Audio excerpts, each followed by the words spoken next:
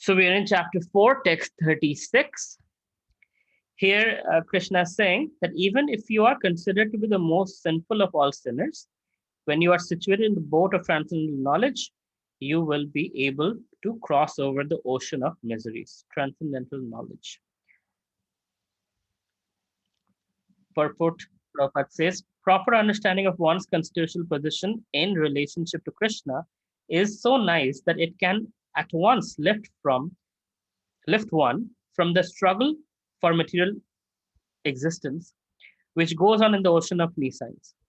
This material world is sometimes regarded as an ocean of nescience and sometimes as a blazing forest. In the ocean, however, experts in the ocean, however expert a swimmer one may be, the struggle for existence is very severe. If someone comes forward and lifts the struggling swimmer from the ocean, he is the greatest savior. Perfect knowledge received from the Supreme Personality of Godhead is the path of liberation. The boat of Krishna consciousness is very simple, but at the same time, the most sublime. So if we have the knowledge of Krishna consciousness, just that alone. So what we're doing with Bhagavad Gita, what Krishna is giving Arjun, and we are listening to the conversation and we're trying to apply the teachings from that conversation. Krishna is saying that knowledge alone is enough. Right? If you're considered to be the most sinful of all sinners, now none of us here are the most sinful of all sinners, right? We all are good people. Of course, we make mistakes, but we're not the most sinful of all sinners. But let's say if one of us were to be some terrible person, who murders, kills, and whatnot. Still, so it's saying, even if you're considered to be the most sinful of all sinners, when you are situated in the boat of transcendental knowledge, so when you are in this boat of Bhagavad Gita, transcendental knowledge, you will be able to cross over the ocean of miseries. Now, no matter the best swimmer you are, swimming on the English Channel, for example, or Atlantic Ocean, it's not enough to cross the Atlantic Ocean. But if you have a boat, you might struggle, but you will be able to cross over, right? If you have a ship, if you have a boat. So the point is, your own endeavor alone is not enough. You need to be on a boat, and that boat is this knowledge of Bhagavad Gita, right? That takes you from point A to point B without getting drowned in this material ocean. That's what is being referred to here. Why? Because I like to give this example pretty often. And this is all our experience, right? Middle of the night, you don't want to wake up anyone. All the lights are off. You just turn on your cell phone, and whatever little light was on the cell phone screen, you can see your path to the bathroom, right? You don't stumble across furnitures and things like that. You know your path to get there. So a little light from the cell phone. Similarly, a little light from Bhagavad Gita, allows us in this dark material world to not stumble upon, mistakes and, we do silly things and get stuck here. Rather, it allows us to slowly but surely make progress towards liberation, towards unentangled life of happiness, right? Let me ask you a question. What is so wrong with material world? Like we talk against it, like we want to get out of it, we want liberation. What is it that we want liberation from? Is it clear to anyone?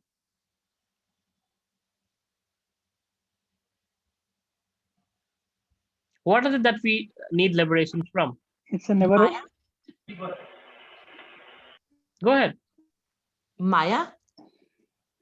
From our attachments. From our attachments. Why do we need liberation from our attachments?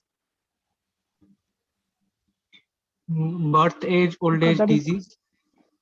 That's a never-ending cycle. But, Sanjeev ji, you very rightly said attachment, and I agree. But I'm saying, why do we need liberation from our attachment? Because attachment causes what? Because that is where we are. Because that is where we're stuck in the material world because of attachment only. Yes. Why do we need liberation from it? Why is material world such a bad place? It is so painful, Prabhuji. It's so painful, right? Yes. Prabhuji, because that is the final that is destination coming for from us. That is going attachment. back to one home. Prabhuji, attachment causes another bath. Well, attachment causes pain. Attachment causes expectation. When your expectation is unmet, then pain happens, right? You feel hurt. You were hoping you would get that job, or you would get that life partner, or you would get that car, but it didn't happen, right? That's when we get suffering. Damn it, somebody else got it, right? It's even more painful when a good friend of ours gets something we want, right? That's where we want. So we want liberation from suffering. And suffering comes from attachment. Suffering comes from entanglement. Suffering comes from just being in the material world, right? Even if you don't do anything and you're completely detached, still there's going to be pain from old age, birth, death, old age disease, like one of you mentioned, right? So even if you don't do anything, there are other living entities. There's bad weather. So suffering is there, whether you like it or not. Suffering is always there. That is the just by being part of material world. That is what it is.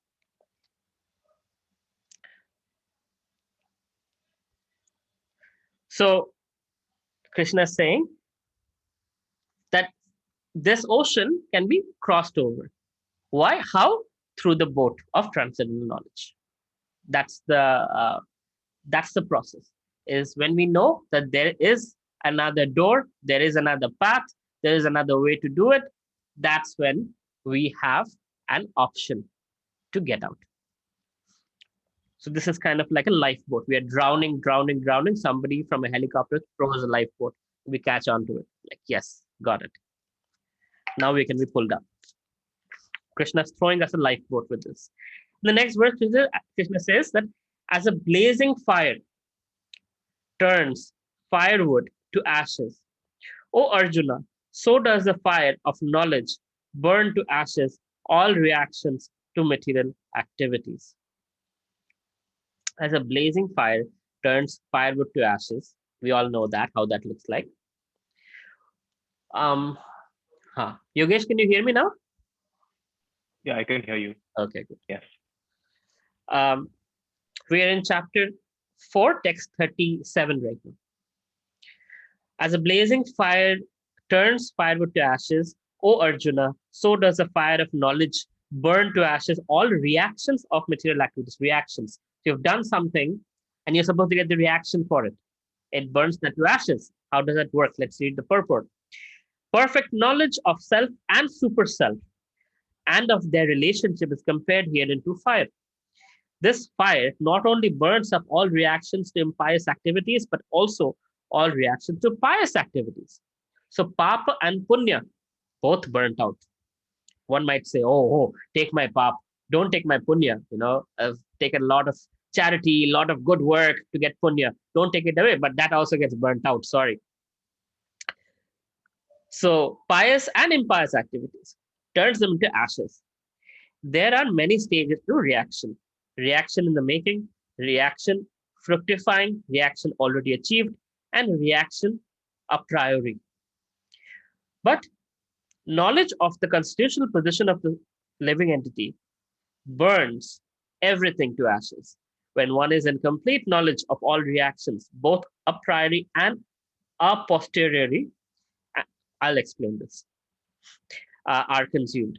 In the Vedas, Brihat Aranyaka Upanishad 4.4.22, it is stated, Ubhe Uhay Vaishya Ete Tarati Amrita Sadhva Asadhuni. One overcomes both the pious and impious reactions of work. Okay, so what's happening here? Just by our knowledge of who I am, who Krishna is, and my relationship with Krishna, Krishna is saying, just by that knowledge, all our pious and impious activities are getting burned, just like fire burns wood. Now, why is that a good thing? I can understand all your pap gets burnt out. That's understandably a good thing. Good. You don't have to don't have to get beaten up. You don't have to get robbed. You don't have to get all the bad reactions of your bad karma. But how come, good karma also gone? How is that a good thing? Both Oh, sorry. Because if we get good karma, we'll have to have to get reactions of that good karma in our next life. So we'll Hmm. take birth again to get reactions of the good karma. Hmm. Okay, Prayash, thank you. Yogesh, you were saying something. Hare Krishna Prabhu. Hare Krishna. So, Punya, Papa are both karmas. So, karma leads to attachment. So, hence, the nullification of Punya and Papa is required to attain moksha, is what I understood. I'm not sure if this is right. Yeah. So karma doesn't necessarily lead to attachment. Karma leads to circumstances. And as long as there is karma, there is another birth waiting. And if there's another birth, there's no liberation. So good and bad, whether you're born in a Buckingham Palace or you're born in the streets, you have to take birth. That means no going back to Krishna. So when both good and bad karma is gone, eradicated, then slate is clean. All you do is devotional service, Krishna karma, right? And that leads to Vaikuntha, where Krishna is. So you serve Krishna, whether you're earning, fighting like Arjuna, being a doctor, being an engineer, being a professor, whatever you are doing, you're working for Krishna, you're thinking about Krishna, you're eating Krishna Prasad, you're living in Krishna's house, you're driving Krishna's car, you're doing all the things that all people do, but you're living a Krishna conscious life. So it's not karma anymore, it's Krishna karma. And that leads to the ultimate destination. If you have any desire to enjoy the material world, trust me, Krishna will fulfill it. This life or next life. So that means we might have to take another birth. That's the fear of having a material desire. If you were like, oh, I'm so ugly, I wish next life I can be very pretty. Or, oh, I'm so poor, next life I wish I could be very rich. Krishna will make that happen. Guess what? Another life. But then now you're rich, but you have so many other problems you have to deal with. Now you're pretty, but there will be so many other problems you have to deal with, right? So that's what happens with birth. Just by being in the material world comes adhyatmic klesha, adidaivic klesha, and adibhautik klesha, along with death, old age, disease, right? So that's just the default. And on top of that, exams and jobs and coronavirus, and I don't know what else is out there. So, all right. So far, so good. Any questions? Okay. Yeah, Moving on. Prabhuji, how we know our good karma is more than our bad karma? um, well, you cannot know which one is more because it might manifest at different times. Today you're having good karma enjoyment. Tomorrow it could be bad karma suffering, right? So you don't know which is more. You cannot predict karma. But generally, Janma, Aishwarya, Shruta, Shri are predictions of good karma. That means good birth, Janma. You're born in a good family. Janma, Aishwarya, you have a lot of money. You're born in a rich family. Shruta, lot of knowledge, intelligence that you have. Shri, good looks. So Janma, Aishwarya, Shruta, Shri, these are indications that you've had good karma in the past. In spite of that, you can also have bad karma. They don't nullify each other. It's not like good karma burns out bad karma. They don't. You have to enjoy for the good karma. You have to suffer for the bad karma. So both are there. Now, which is more, you don't know. Unless you go to astrologer, he might say something, or Shivnari, or places like that. These are indications. So these are indications that according to your karma, what is supposed to happen. But thankfully, Sanjeev ji, you're in Krishna consciousness now. So it might not fully actually activate your good and bad karmas to the degree you're in Krishna consciousness, to that degree you're protected by Krishna from both. Yeah. Yes, Prabhuji. Thank you. Yeah, agreed. Yeah. Okay. Any other questions? Anybody has? Hare Krishna, Prabhu. Hare Krishna. Krishna, I had one doubt. I'm not able to hear you. Yeah. Am I audible now? Yes, you are. Yeah. So I was asking that it is not possible for us to always not have any material desire. And having a material desire, as you said, that Krishna will fulfill it. So is there that Krishna guides us that how to not have that desire that leads to another birth? Because what I have learned from you is that Krishna's prime target is to make us eligible for going back to Godhead. So how does Krishna comes here as in fulfilling our material desire as well as preparing us for coming back to Godhead? Very nice question. So the endeavor should be there, right? Throughout our life, we should make that endeavor to have Krishna conscious desires. Now, of course, we have a material body. There's going to be material desires. And hopefully, it would reduce as we progress in our journey towards Krishna. Less material desires, more spiritual desires, right? That progress happens. And Krishna helps with that progress, because how does he help? In chapter 2, Krishna says, I give you higher taste with which you can overcome lower taste. So a taste for certain things go away. I used to be an avid meat eater, onion, garlic, coffee, tea never touched in my life, alcohol never touched, but meat, onion, garlic, these were things that were part of my life. And I never thought I could give it up. But you know what? Eventually, as I started chanting and getting devotee association, eating prasadam tasted better than the taste of onion, garlic, and meat. And so it was the higher taste was able to help me overcome the lower taste. So the material desires go away actually, right? As you progress in Krishna consciousness, there was a time in my life when I wanted to be the richest person in the world, right? But as I progressed, yes, Krishna fulfilled my desire to a certain degree. I'm comfortable in my life, but that hankering is not there. Private jet or this and that and all that. My hankering is more that I want to see one more devotee, one more person becoming Krishna conscious. That is more of a desire I have than anything else. But has Krishna kept me in a poor situation? No. I am very, by Krishna's mercy, I'm okay. Uh, but the point is, the material desire has been replaced by a higher desire, which is spreading this movement far and wide, as far as possible, right? So Krishna helps us with the higher taste, conquer the lower taste. And at the time of death, what we think of is what the next life is. So even if we forget Krishna, but we have had a wonderful, sincere endeavor in Krishna consciousness throughout our life, Krishna will inject himself into our consciousness, even if we are in coma. That is how the Bhagavatam describes, right?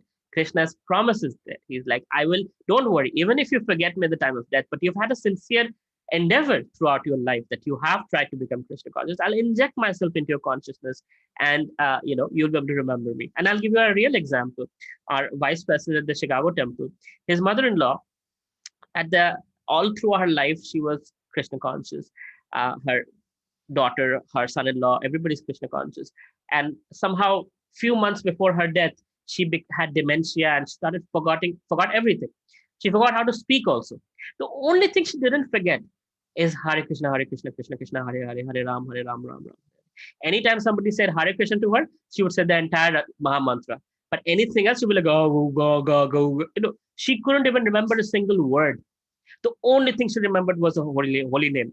Now, she was brought to India from US in Vrindavan. And, there's a hospice, and in the hospital she was kept. And within 3 days of reaching Vrindavan, she left her body. And the nurse who was taking care of her said that at night she woke up. The last thing she said was Radha Krishna. And she left her body. So even though she forgot words, she forgot her family, she forgot everything. She couldn't recognize her own daughter. She couldn't recognize anything, dementia at its worst. She was almost 90 years old.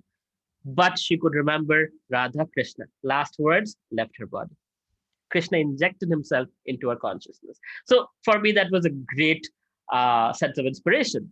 And she was not a person who was chanting 16 rounds and following, all the things that we do. She was basically a very pious lady who was a Krishna devotee, who was, spent a lot of her time in Vrindavan, had inspired her children to become Krishna conscious, who are initiated devotees in ISKCON and everything.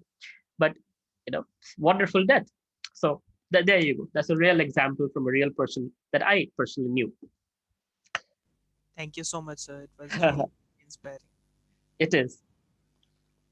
Anything else? Any other questions anybody has? Hare Krishna, Prabhuji. Hare Krishna. If you feel like you can answer this question, I am curious from last so many weeks that how you came into Krishna consciousness.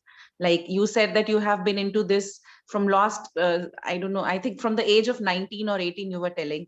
So how you came into and what attracted you towards Krishna consciousness? I think at that time you were not in India also when you came into this. So if you feel right about something about your personal, so you can just let us know. Absolutely. Well, I was always seeking out God. Like at the age of 5, I was meditating. I was reading various books. If you see my diary, I was writing, what happens after death, carbon cycle. Maybe that's how the soul transforms like this and whatever. I was speculating. I didn't have a guru or a teacher, but I was throughout my childhood, I was asking certain questions. Never found anyone to answer that for me. When I reached Chicago, I wrote to Ramakrishna Mission and I wrote to ISKCON. None of them responded to me. My uncle is a sannyasi in Ramakrishna Mission, and his roommate was a president in Ramakrishna Mission in Chicago. And actually, the reason why I went to Chicago was Swami Vivekananda and all that. So I was very much in that mood. But in Ramakrishna Mission, I didn't feel that they were answering my questions the way I was trying to get. It was more about karma yoga, job, do this, study well. Why are you asking all these questions? It's okay. You'll understand when you grow up. You're too young for this. I didn't like those answers. And somehow Krishna arranged such that in my college, in my university, in the Institute of Technology, I saw in a mass mail that there is karma theory happening. It's a workshop by His Holiness Romapad Swami Maharaj, who later on became my guru. And he's coming on Sunday for all of you. So Maharaj was giving a lecture on karma theory. So happened that I had a math class during that time. So I thought, it's okay, it's Indian, so must be late. They won't start on time. But my Guru Maharaj is extremely on time. So by the time I finished my class and went there, it was over. And you won't believe me, I felt so heartbroken because I was looking for God. And here, as I reached the place, I saw a saffron-clad monk leaving from the other door. And I just felt like, I just lost this biggest opportunity in my life. Somehow somebody was very kind. One of the student volunteers gave me a laddu, said, this is Krishna Prasad, take this and give me your email address and phone number. So he took it down. I didn't expect anything to come of it. And I still remember I went back to my student housing, crying and crying. Like I was howling and crying. I was crying so badly. And I just went to bed and I cried to sleep. And next morning, there was an email in my inbox from my mentor. So all of you have met him, Nityananda Pran Prabhu, who said, oh, it was so nice of you to come. Would love to meet you in person. So I immediately accepted the invitation, met him in person. And from there, my Krishna consciousness started. I wanted to go to the temple, went to Kishore Kishori temple and saw Radha Krishna for the first time in Chicago. And I was just blown away. It was white people, black people, Hispanics dancing and chanting Krishna's name. And I was like, I'm a Brahmin by birth, Hindu. I don't chant Krishna's name. What is happening here? They had a beautiful Narsinghadev drama. And these kids were, acting the part of Prahlad Maharaj, and other kids were being, poking him and trying to kill Prahlad. And I was abused as a child, and in my high school and everything that I went through. So I could just see how God protected me through all of those situations. Just by seeing that Narsinghadev drama, I could see myself in Prahlad's situation and how Narsinghadev had finally, had protected me throughout and finally given me access to him. I felt extremely grateful. And next day, when I was going to classes, I couldn't stop chanting Hare Krishna. It was just in my mind. The tune that was hearing in the kirtan the night before just went on and on and on. And 2-3 hours later, I realized actually I was just chanting the Hare Krishna Mahamantra. And it was powerful. And I met my mentor again. I had my teachings from Ramakrishna Mission, which was basically your God, I am God, we are all God, versus Krishna is God and you're Krishna's servant. And it was very difficult for me to accept that, but my mentor is extremely kind, patient, and loving. So with a lot of prasadam, a lot of love, and a lot of philosophy, eventually my misconceptions went away and they got replaced with bhakti. They got replaced with Bhagavad Gita understanding. And that's how I came to Krishna consciousness. Thank you, Prabhuji. Sure. Sorry, I gave a long answer, but since you asked. Okay. Text 38. Somebody wants to read text 38? Hare Krishna. Hare. Yes, Prabhu. Nahi jnanena sadrishyam पवित्रमिह विद्यते तत्स्वयं योगसंसिद्धः कालेना कालेनात्मनि विन्दति. In this world, there is nothing so sublime and pure as transcendental knowledge. Such knowledge is the mature fruit of all mysticism, and one who has achieved this enjoys the self within himself in due course of time. Can you read the next verse also, Sohail Prabhu? You sing so beautifully, you recite the verses. Sure, Prabhu. Shraddha valabhate jnanam tatparam sayantendriyah jnanam lambdva param shantim machirenadhigacchati. A faithful man who is absorbed in transcendental knowledge and who subdues his senses quickly attains the supreme spiritual peace. Thank you so much. Hare Krishna. Okay. In this world, there is nothing so sublime and pure as transcendental knowledge. Such knowledge is the mature fruit of all mysticism. And one who has become accomplished in the practice of devotional service enjoys this knowledge within himself in due course of time. So, Vedas, vid means vidya, right? Knowledge. The Vedas, Vedic knowledge includes all kinds of things from interspace, interplanetary distances to uh, health issues to economics to finance. All kinds of knowledge is there. So if you look at the Vedas, it's like a tree. The Vedas is like a tree. And the best part of a tree is its fruits and flowers, right? Phalena parichayat, it says, right? You know a tree by the fruit it bears. So the Galitam Phalam, Bhagavatam, starts like this, right? So it says that Srimad Bhagavatam is the ripened fruit of the tree of Vedic knowledge. So the ripened fruit or the mango is a ripened fruit, right? That's basically it's a gift of the tree. So it's the most it's a nectar, just like ghee is the essence of milk. So similarly for a tree, the ripened fruit is the best part of the tree. And that is Srimad Bhagavatam and Bhagavad Gita. It's called Gita Upanishad. It's the essence of Vedic knowledge, right? And Bhagavatam is the explained essence of this knowledge, right? Explained through various stories, various pastimes, various examples. So that's why Krishna is saying, in this world, there's nothing so sublime and pure as transcendental knowledge. Such knowledge is a mature fruit. Mature fruit means ripened fruit. Mature fruit of all mysticism. So there are different kinds of mysticism or yoga, right? There's, you can do magic, you can walk on water, you can become very small, you can become weightless, you can become very heavy, you can become very big. There are, all kinds of siddhis in Ashtanga process, all kinds of mystic ways that, great yogis can do. For example, some yogis can make ash out of thin air. Some yogis can actually transfer matter, teleport matter from one place to another. Right? These are all real things that is possible. Now, of course, today in Kali Yuga, very few people can do that, but these things are possible. There's all these mysticisms. These things look, wow, how do you do that? It's magic, right? It's actually material science. It's not even spiritual science.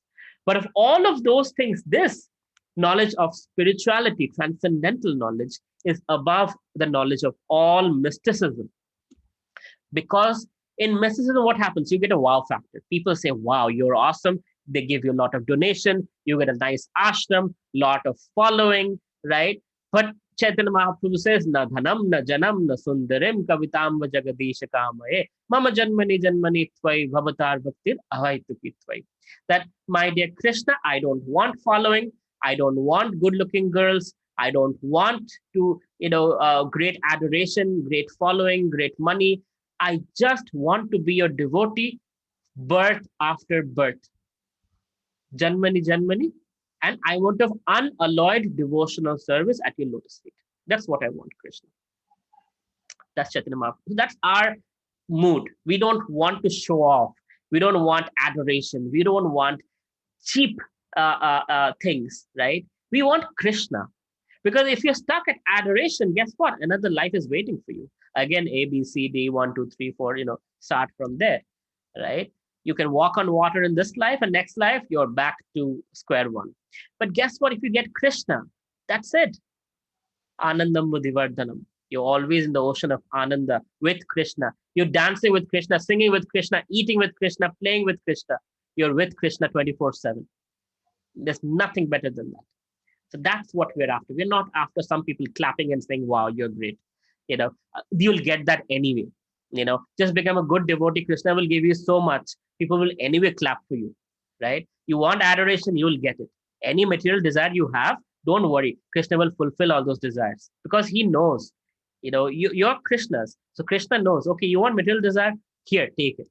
For me, I'll tell you, in my college days, my material desire was, I want to be on national TV. My startup should be all over the news. And I got it, right? I didn't have my own TV. When I first time ABC, which is like the BBC of America, the most popular channel, they did a 3-minute segment on me. I didn't have my own TV. I was sitting in the laundry room in our apartment downstairs. There's a laundry room. And that had a small TV. Me and my co-founder were watching ourselves on the small TV in a laundry room. Like, wow, we are on national TV, prime time, 8 p.m., 3 minutes. And I was like, Krishna, I'm done with my material desires. Okay, good. Now I only want you and I want to spread your movement, right? And since then, that's been the case. Of course, not saying I don't have material desires. I'm just a human. But the burning fire was taken care of. Krishna gave me what I was looking for. It's like, you want this? And here, there's something more. Which one has better taste? Like, Krishna, this has a lot of taste. And, everything Krishna gives, lot of pain, I do suffer. Lot of happiness, yeah, I do enjoy that too. But Krishna is in the picture. And all of those things, happiness or suffering, Krishna is in the picture, so they're all good. They're all progressing in the right direction. Krishna is there. That's the only part. Arjun got, wounds. They're throwing arrows at him. He was bleeding, but Krishna is in chariot. That was the satisfaction. Krishna is there. I'm going to win, and I'm happy Krishna is there. That's it. Nothing else is required. I'll fight. I'll do my 100%, and Krishna will do his part. Done and dusted. Life is a lot simpler when Krishna is on your chariot, and life is really complicated when Krishna is nowhere, because Maya Devi is not an easy lady to deal with. Okay. When we speak of transcendental knowledge, we do so in terms of spiritual understanding. As such, there is nothing so sublime and pure as transcendental knowledge. Ignorance is the cause of our bondage, and knowledge is the cause of our liberation. Very important sentence. Ignorance is the cause of our bondage. When we don't know something, we break the law. Oops, didn't know. But punishment is there. Karma is just what it is, right? Whether you know it or not, karma will affect you if you break the universal principles created by Krishna. So ignorance causes all the problems. But when you have knowledge, oh, if I eat a cow, I will have to be born as many times as the number of hair on the body of the cow. Might as well not do it, right? So I have to be born as a cow, as many times there are a number of hair on the body of the cow, and die also. So when you know that, you don't do it. Or you're killing a goat. You're saying, Mam Saha, right? As to you, so unto me. So in this life, I'm killing you. Next life, you kill me. Now you have the knowledge. You realize, oh my God, how many lifetimes will I be born as a goat and be killed? Might as well reduce my meat consumption, right? Or whatever else, right? Alcohol or whatever else. Everything. Once we have the knowledge, we realize, oh, this is not the right thing to do. But if you don't know, what do? Everybody is doing it. I should also do it. That's the way of life, right? That's ignorance causes bondage. Ignorance is the cause of our bondage, and knowledge is the cause of our liberation. The Srimad Bhagavad, there's a very beautiful verse. I don't remember the Sanskrit, but what it basically says is we have to cut down our attachments with the sword of knowledge, right? It's very beautiful because think about knowledge. People say, pen is mightier than sword, but here Bhagavatam is describing the knowledge as the sword. with which you can cut down all your bondages and attachments, things that pull you down. I know I have to do this right thing, but I cannot do it because attached. Kunti Devi very beautifully prays to Krishna. After the battle of Kurukshetra is over, Krishna is like, I'm done. Now I'm moving back to Dwarka. Kunti Devi starts glorifying Krishna. And there's a section called Kunti Devi's prayers. Very beautiful. She says, Krishna, cut down all my materialistic attachments to my family, to my friends, to my near and dear ones. Let my only attachment to them be spiritual. Because I know you are my creator and you've created them also. So let me not see my family in the eye of they being my blood or my bodily parts. Rather, let me see them as your part and parcel. Let my attachment be transformed to spiritual connection. You understand? Attachment means pain. You're my part, so I want you to be in this way. Why aren't you doing this? You're making me look bad. Whereas you're Krishna's part. You have your freedom. I love you unconditionally, regardless of who you are, regardless of what you do, regardless of what your outcome is, status in life, whatever that might be. That's real love. So this Sunday, we are extremely fortunate. His Holiness Romapad Swami Maharaj has agreed to come and speak on sannyasi mindset, right? For the non-sannyasi folks like us. So that we need to know how to live a life of detached living. So without proprietorship mentality over this is mine, this is mine, this is mine, this is mine. Oh, there's somebody else's, I don't care, right? Versus everything is Krishna's. So he'll talk about what is it like to be in that kind of a mindset and that kind of a lifestyle. And please bring your questions. He is extremely loving and kind, and hopefully, he will be able to answer all of your questions. This is a wonderful opportunity to get access to a sannyasi, a pure devotee of the Lord, a spiritual master, a guru, or a person who has his mind, his tongue, belly, genitals, everything controlled. We talk about that, we read about that, and here is a real example of that. Somebody who is, for 50 years, he's dedicated as a monk, from a brahmachari to a sannyasi to a guru, right? Amazing personality.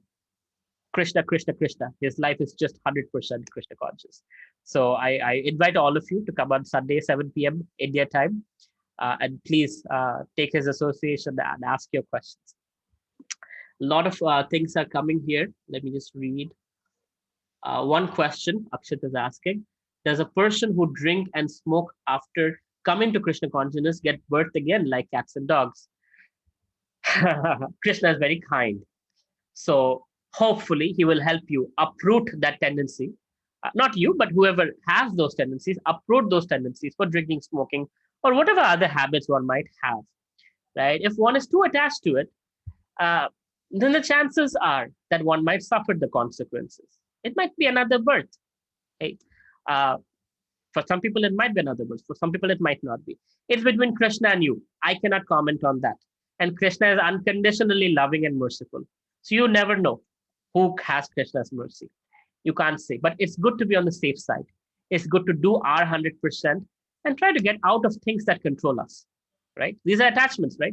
Smoking, drinking, these are things that control us. When you drink and drive, it says under the influence of, DUI, drinking under influence. So it's influencing your mind and consciousness. Might as well not let something influence you, right? Shaikisau, how is Bhagavad Gita connected to with 7 chakras? So chapter 6, you will hear Krishna talking about the yoga aspect, the mind aspect, the various aspects of the subtle body, right? So Bhagavad Gita describes the soul in chapter 2, and now he's talking about knowledge and renunciation. And he'll also talk about the subtle body. He'll talk about the Sukshma Deha, he'll talk about the various forms. So chakras and Kundalini, Shakti, and all of that, these are part of the subtle body. So there will be some touch there. Okay. So Shupradeep Prabhu, can you please elaborate about different aspects of ignorances? Why is one aspect not enough? Ignorance of Krishna is the root of all problems. Simple, right? When you don't know Krishna, when you don't know your root, You're just living life like a blind person, going from here to here, hitting yourself against the wall. Oh, there's a wall here. I didn't know. And you're hitting against something. Oh, there is something here. I don't know. Right? You know the story of the six blind men and the elephant? It's kind of like that. So, six blind men. One person is holding on to the elephant's trunk. The one person is holding on to the elephant's body. The other person holding on to the elephant's tail.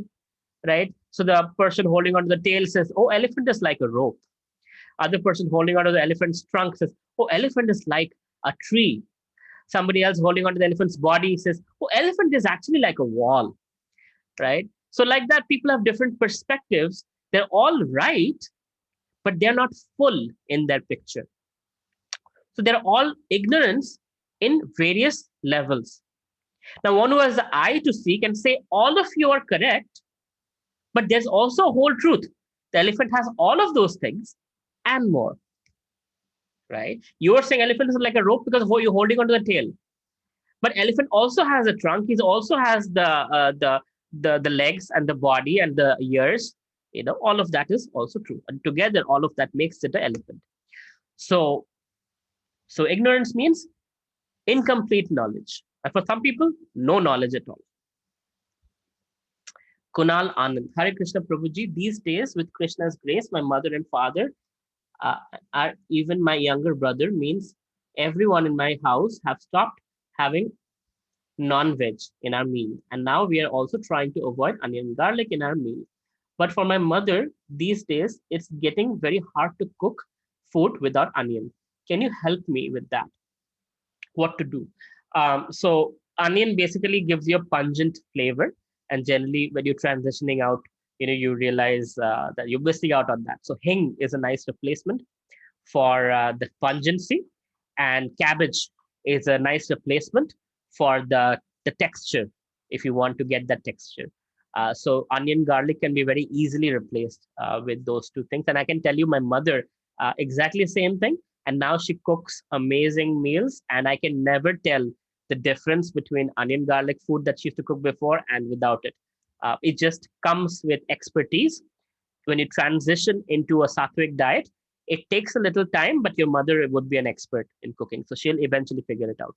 Don't worry. But you can look at some of the recipes that are there online from Hare Krishna TV and Kurmadas, and there are a book called Higher Taste. So all of those will give you a hint into how to get over it. Maybe we can do a one session on just sattvic cooking, and maybe if you guys want that, we can make that happen.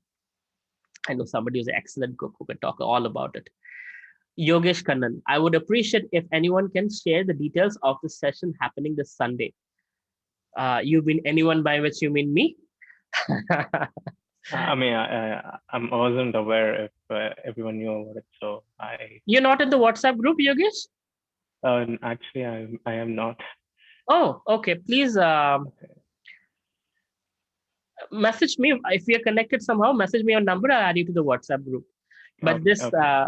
This Sunday, His Holiness Romapal Swami Maharaj, he is in DC right now, Washington DC. He'll be speaking on Zoom, just for us, this group, because chapter 4 is about sacrifice, various forms of sacrifices. It's about various forms of detachment from bondage, how to live a ambitious career without being attached to all the glories that come with it, without being attached to the money, without being attached to things, yet having an ambitious career. So I call it sannyasi mindset.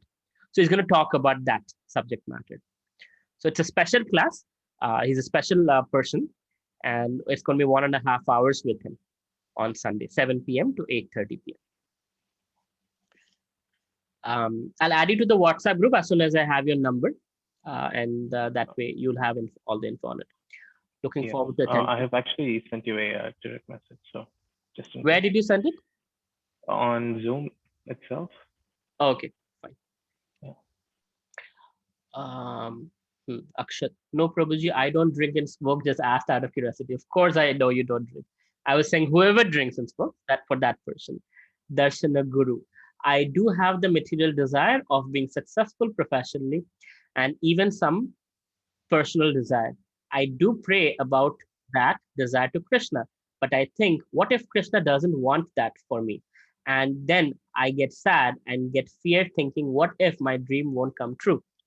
Darshana, very, very same thing. I also had fear. I'll tell you from my life. What Krishna does is he might delay it a little bit. If you have the desire, he might delay in fulfilling it in case it hurts you.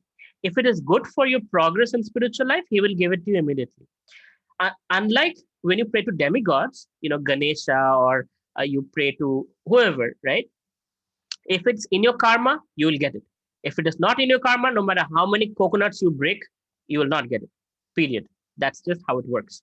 With Krishna, whether you have it in your karma or not, he's a father, right? He's a loving father. He wants you to be happy. So he wants to fulfill your desire, no matter what. But then he also doesn't want you to get burnt. So just like we don't give a child a cell phone unless they can handle it, or we don't let children play with fire unless they can handle it. So when you become deserving, he will give it to you.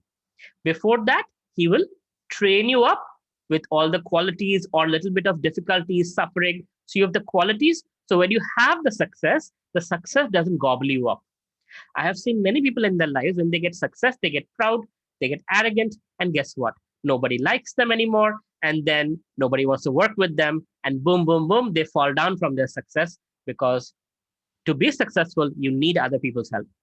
You cannot be successful on your own little bubble, right? So when you get proud and arrogant, people don't like you and you come down from that success. So what Krishna does is he makes you ready for it, then he gives you success. Then he gives you when you can handle it. And you can handle it in Krishna consciousness, and you grow, in fact, with that success. That's Krishna's goal, is to help you grow and move towards him. So don't worry, don't get sad. Krishna is not a cruel master. Krishna will do what is best for you in his sweet way. Don't expect it to happen in your way. That's something Krishna is also going to train you, that he is God, he is the boss, right? We should not treat Krishna like a waiter. Hey, waiter, bring me the food right now. Why is it not here? Why are you 15 minutes late? You cannot treat Krishna like that. You have to treat Krishna, my dear Krishna, this is my desire. If you so desire, make it happen. If you don't think I'm ready for it, take your time. I'm just letting you know, I'm not going to anyone else. I'm coming to you. And Krishna in Bhagavad Gita says, to such a person, I see him or her as Mahatma. So come to Krishna with the material desire, he sees you as Mahatma. So no loss. Hare Krishna. Yes, Prabhuji. Lovely. Thank you. Okay, Yogis, let me just copy paste your number.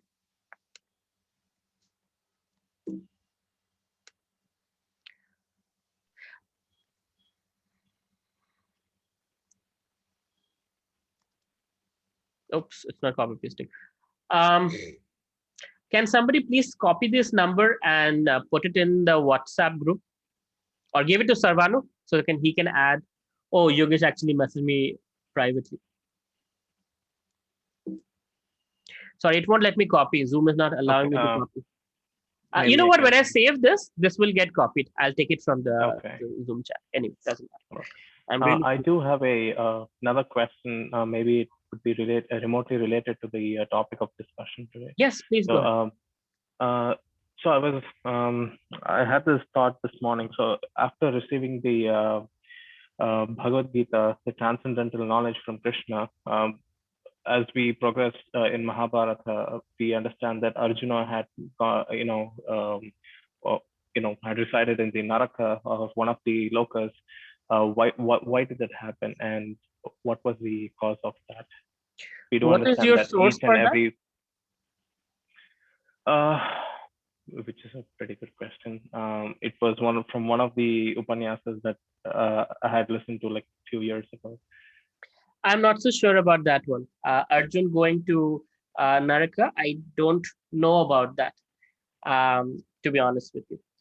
I know about Yudhishthira Maharaj. He went for a temporary period to a hellish planet before going back to Godhead, because he disobeyed Krishna, right? But it was a very small temporary period, but he had to go there. But for Arjun, I don't know. The charitra that I had, understood was that all of the 5 Pandavas were climbing the Meru peak, and one by one had fallen down to the all of the other lokas, and because of each and every, I mean, if for instance, Bhima was sent down to Naraka because he had gluttony, and Kunti, no, not sorry, Kunti. I'm sorry. What is the name? I forgot the name. Draupadi. Draupadi. Yes. Yes. Draupadi was sent to one of the lokas because she was partial towards. She had an inclination towards Arjuna, and things like that. But after having received this transcendental knowledge, how can that be possible? No, I don't think that's very bona fide. That's not very bona fide. You should look for the source. I don't think that's authentic at all. Because even if what they have to go to Naraka, it's a token, just to showcase. Because you have to understand, these are not ordinary personalities. They're the associates of the Supreme Personality of Godhead. So because they're Nitya associates of the Lord, Krishna uses them. So this is the aspect you should understand when you're looking at Leela, that with us, Krishna is just, we are in a karmic cycle, or we are with Krishna. Krishna does not use us as an example for others, generally speaking. But Parikshit Maharaj, he is a pure devotee of Krishna. But for a temporary period, he forgot. And he put a snake around the neck of a Brahmana, which he would never do, right? He could fast during Bhagavatam recitation. For 7 days, he's fasting from food and water. But that very day, when that thing had to happen, he was thirsty. He couldn't tolerate few hours of thirst. And he put that snake around that Brahman. And he got cursed. And as a result, the Bhagavatam was spoken. So that was instrumented by Krishna because he uses his pure devotees sometimes to make a point or to instigate something. Like Arjun, he's a pure devotee of Krishna. He's not supposed to be in dilemma. In fact, 4 months before this, he had defeated the entire Kaurava army, right? As Brihannala coming out of Agratavas, he had defeated the entire Kaurava army because they stole the cows of this king that they were staying.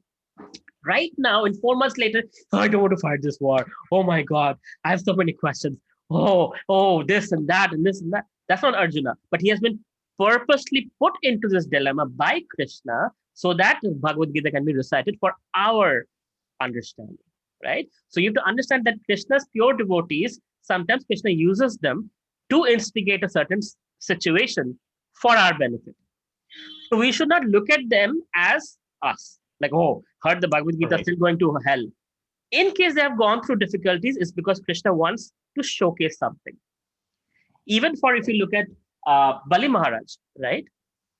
Bali Maharaj is pure devotee of Krishna. Although born in demoniac family, he is the grandson of Prahlad Maharaj.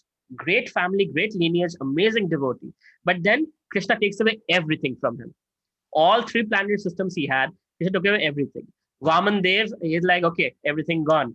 And then not only that, he was tied up by Vasuki. And Bali Maharaj's wife is saying, why, my lord? He has given you everything.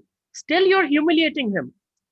And Vaman Dev says, I wanted to show others, this is how a devotee is. Even though he's the most powerful king in this entire universe, look at him. He's completely surrendered. He's given his head for my lotus feet. He's surrendered to me. And because he is like that, I will be his servant for the rest of this cycle. And he will be the next Indra. And till then, I will be his door guard in Sutala Loka. And when Ravan came to attack, Ravan conquered everyone, including Yamaraj. But he couldn't touch Bali Maharaj because Vaman Dev kicked Ravan. Ravan fell in Lanka back from Sutala Loka. So till date, the Supreme Personality of Godhead who we worship on the altar is a doorman for his devotee. So this is how Krishna is. So sometimes he uses devotees to showcase certain qualities, to glorify them, in fact, right? And then he takes a lower position than them, saying, look, worship my devotee, it's higher than worshiping me. That's Krishna's nature. Okay, I'll pause here. Okay, some other questions are here. Does it help you, Yogesh? You're good? Yes, thank you for taking that up. Okay. Some people are arrogant and over proud of themselves, but still they are in certain places or level. How? They must be fall down then. Yeah, it's karma, right? They have all the good karma. And guess what? They might look like they're at a great place, but people who suffer, only they know what they're suffering. It might look very nice from outside, but everybody in this material world is suffering in one way or another. Saikas Sahu, which shloka do you like most, if you don't mind to tell? I can't say one shloka. I mean, there are a few, but one that coming to mind right now is chapter 18, text 66. Sarvadharman parityajya mamekam sharanam vraja aham tam sava papebhyo mokshashami masuchaha. Where Krishna says that now after entire Bhagavad Gita has been spoken, he says, forget everything, right? Sarvadharman parityajya. Forget all the processes of religion. Mam ekam sharanam vraja. Surrender only unto me. Ekam. Aham tam sarva papebhyo, I will take care of all your papa, all your negative, sinful reactions. Aham tam sarva papebhyo, moksha shami, I'll give you liberation. Masucha, don't worry. To me, that's very empowering. Krishna says, don't worry, right? I'll take care of all the bad things you've done in the past. Just surrender unto me and I'll take care of you from here. Sanjeev, Prabhu ji, my wife asks you, praying to Krishna is fine, but detachment in family life is difficult to understand. Considering the duties and responsibilities we all have, please enlighten me more on this point. Hare Krishna. Very nice question. And, detachment, we think, leave everything and go to the Himalayas. In fact, in detachment, you do more. Because whether somebody is watching or not, you do the right thing because you're not bound by somebody's watching or not. So detachment in a husband-wife relationship is, in a Vaishnava relationship, husband sees the wife as a daughter of the spiritual master. And the wife sees the husband as a representative of the spiritual master. And thereby, husband tries to serve the wife. And wife tries to serve the husband. Husband is saying, I want to serve you. That means I want to be lower than you. I want to give you all the comfort in life and happiness. And wife is like, no, I want to serve you and I want to make you happy and give you all the comfort in life. That is detachment. Attachment means I want you to be this way and I want you to serve me in this way and I want you to do blah, blah, blah for me. How dare you forgot this date? How dare you did not give me that? How dare you promise me couldn't keep that promise? All of that is coming from attachment and expectations. Detachment is, I love you no matter what, unconditionally. Sanjeev Prabhu, does that make sense? Thank you, Prabhuji. Okay. Yes, Prabhuji, absolutely. Okay. Thank you.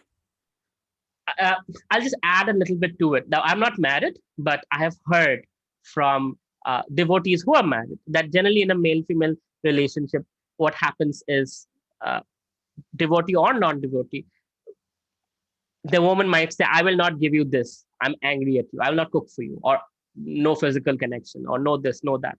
Or a husband might say, oh, I won't pay for this. I won't give you a gift. Right? So that is also conditional. And that is coming from attachment. Attachment, expectation, then frustration, and then you give these conditional statements. Detachment means, I am not happy the way you did this. I am not happy. I felt hurt by the statement you said. Regardless of that, I want to see you happy and I'll do my part, right? So you're detached and you love the person regardless of what that is. But you do express, communicate. In I statement, I feel hurt. I feel unfairly treated. I feel embarrassed. I feel angry, but not you. You're wrong and you're this and you're that. Any relationship, you try this I statement, you'll see that it de-escalates all It's a kinds of very conflict. good point, yeah. And it It's a helps very the good other point, person Prabhuji. appreciate that you have been hurt. She'll be like, oh, I'm so sorry. I might have said it in a way that was a little out of proportion. Or you might say like, oh, yeah, maybe I did something very stupid. I deserved for you to shout at me, right? And that way, what happens? You're both trying to be the servant of each other, right? So in a married relationship also, detachment is very much applicable. You see, the love will go to a whole different level. Okay, I should not talk about the subject matter. I don't Yes, have Prabhuji. realizations about. All right, thank you so much. Yeah. Hare Krishna, Prabhu. Hare Krishna. I think we're all, Thanks. it's already 8:33, but if you don't mind, so my brother is here. Uh-huh. He has recently moved in with me to Bangalore. Mhm. So, like I, whenever he comes to Bangalore, I try to make him a part of Philosophy Friday. He had a question, so if you don't mind, Yeah, go is it ahead. yeah. Yeah, Hare Krishna Prabhu. Hare Krishna. So I have somewhat a similar question to Supradeep. So there are like few people who have attitude and they are very arrogant and they are kind of cheaters. And on the other hand, I would be a nice and kind-hearted person. So I would think like why Krishna is not supporting in spite of me being so kind-hearted and nice, and still they get all the good deeds, they get all the good things, and why I'm not getting that. So I'll help. I'll tell you a story that will hopefully answer this question. Okay. So there were one spiritual master, one guru had two disciples. One was very hardworking, very obedient, very respectful. The other one was the opposite, right? And guru had sent them on two different tasks. One guy uh, doing his tasks sloppily came across a gold bar, or a block of gold. And the other guy was doing his service very wonderfully and got stung by a scorpion. And both of them came back to the guru, and both of them were surprised that, wow, I don't do anything. I got a gold bar. And this fellow, he does all the wonderful things so sincerely, and he got stung by a scorpio. What's happening here? Now, the guru explained, and he said, you know what? You're supposed to be dead. By Scorpio sting, you're supposed to be dead and gone, but you're alive because of your sincerity and your devotional service. But according to past life, you shouldn't even be alive, and you should have died a painful death. And this fellow, according to his karma, he's supposed to have a palace of gold, but because he's so sloppy and all he's not utilizing it, he just has a little block of gold. So now, of course, it's generalistic. It's not a real story, but it's allegory.